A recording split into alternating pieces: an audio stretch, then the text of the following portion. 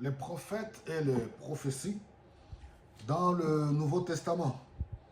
Alors, nous abordons maintenant une partie où je trouve que Paul, l'apôtre Paul, en a tellement parlé, que ce soit dans 1 Corinthiens, au chapitre 12, où il parle sur les dons spirituels.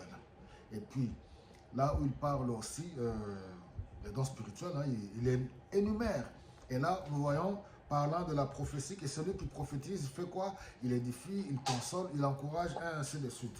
Et là où il a parlé de ministère des dons, ministère prophétique. Voilà certains dans Éphésiens au chapitre 4, à partir du verset 11. Donc, en tant que membre du corps, nous croyons à l'œuvre et à la puissance et à la manifestation de la puissance du Saint-Esprit. Nous croyons aux dons spirituels. Dieu n'a pas changé. Y a-t-il de vrais prophètes aujourd'hui? Oui. Est-ce qu'il y a-t-il de vraies prophéties aujourd'hui? Oui. C'est ça même le but que nous partageons ces messages.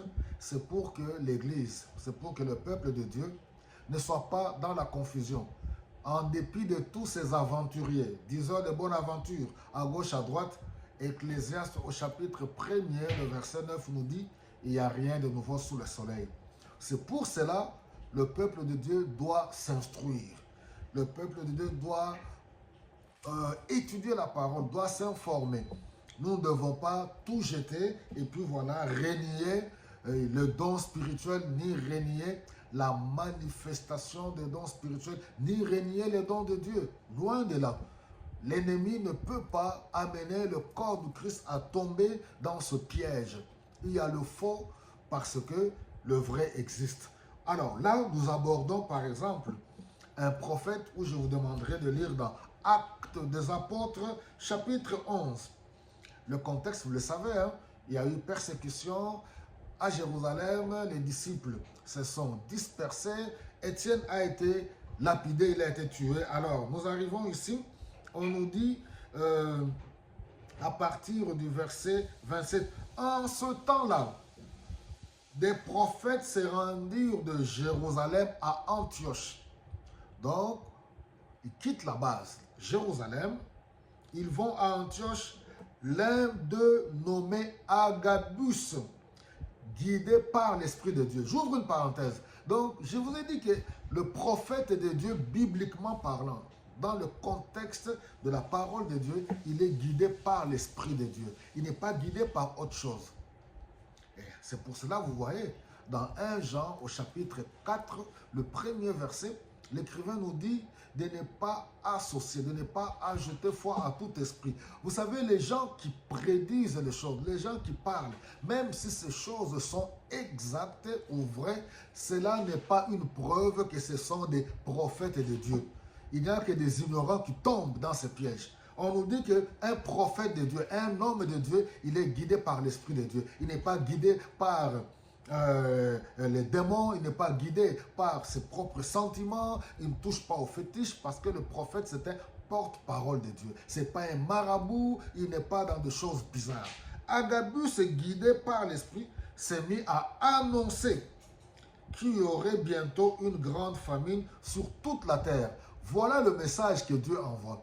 Il ne vient pas pour commencer à dire, toi, tes blocages, voilà, je veux les sortir de ta famille. On y arrivera. On y arrivera. Dieu est capable de les révéler et Dieu révèle toujours pour un but. Parmi les dons que Paul cite dans 1 Corinthiens au chapitre 12, il y a diversité de dons. Nous parlerons aussi des dons de révélation où Dieu peut révéler, oui, certaines choses cachées comme il le fait là. Parce qu'Agabus, il prophétise. Pourquoi? Dieu lui a révélé. Il est guidé par l'Esprit de Dieu. Il lui révèle des choses futures. Il dit quoi? Il dit qu'il y aura une grande famine sur toute la terre. Et écoutez la suite, on dit, elle eut lieu en effet à l'époque où Claude était empereur. Les disciples décidèrent alors que chacun d'eux donnerait ce qu'il pouvait pour envoyer de l'aide aux frères qui vivaient en Judée. Voilà la réaction des hommes guidés par l'Esprit de Dieu. Dieu parle pour un but et pour un objectif. Quand Paul parle de dons spirituels dans 1 Corinthiens au chapitre 12, 13, 14. Les dons, c'est l'Esprit qui les distribue selon son bon vouloir pour le bien commun de l'Église, les membres du corps du Christ. Nous avons autant de problèmes aujourd'hui. Où sont les véritables prophètes de Dieu, les véritables prophètes qui se disent prophètes des nations, qui peuvent prédire des choses? Il y a des guerres à gauche et à droite. Que Dieu suscite des prophètes qui peuvent prophétiser pour dire, voici pour que telle guerre à tel endroit, pour qu'elle puisse se terminer, voici la formule, ce qui doit être fait.